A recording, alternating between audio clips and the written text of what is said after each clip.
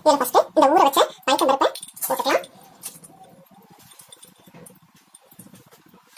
இது கூட இந்த குக்கும்பர் அரைஞ்சு வச்சோம் இல்லையா, அதையும் போட்டுக்கலாம். இந்த ஆனியன் தூளா ஆனியன் அரைஞ்சு வச்சோம் இல்லையா, அந்த ஆனியனையும் போட்டுக்கலாம்.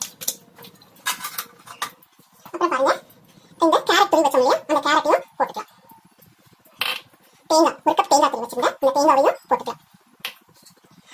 இந்த மாதுளம்பழம் பாருங்க, மாதுளம்பழமும் போட்டுக்கலாம். இதுல கொத்தமல்லி இருக்கு பாருங்க, கொத்தமல்லியும் எல்லாத்தையுமே போட்டு இதை மிக்ஸ் பண்ணிக்கலாங்க. இப்போ இதுல நம்ம ஒன்லி இதை மிக்ஸ் பண்ணிட்டு தாளிச்சு கொட்டணும், அவ்வளவுதாங்க. ஒரு லெமன் புழிஞ்சு விட்டுக்கணும், உப்பு போட்டுக்கணும் தேவையானது. ஆனா உப்பு மட்டும் நம்ம சாப்பிடும் போது தேவையானது போட்டுக்கலாம்.